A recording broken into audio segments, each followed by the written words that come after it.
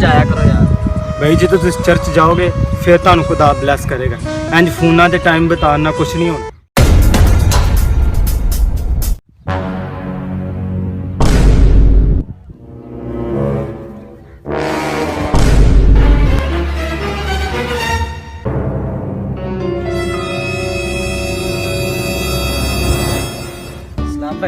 सलाम भाई यार ठीक हो?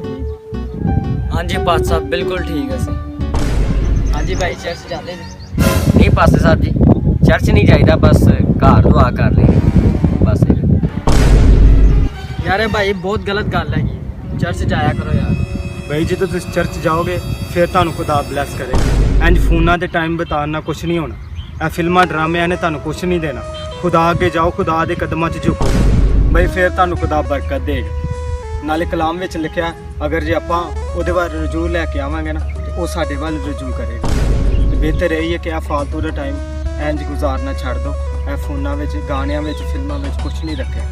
ਤੇ ਖੁਦਾ ਕੋ ਜਾਓ, ਚਰਚ ਜਾਓ ਤੇ ਖੁਦਾ ਤੁਹਾਨੂੰ ਜ਼ਰੂਰ ਬਰਕਤ ਦੇ। ਠੀਕ ਹੈ ਨਾ?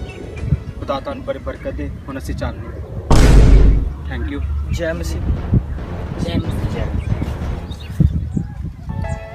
यार पास्टर बिल्कुल सही कह रहे हैं, अपन जाना चाहिए चर्च, दुआओं में करनी है।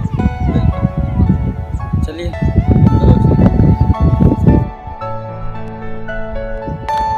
Are you all my personal dreams?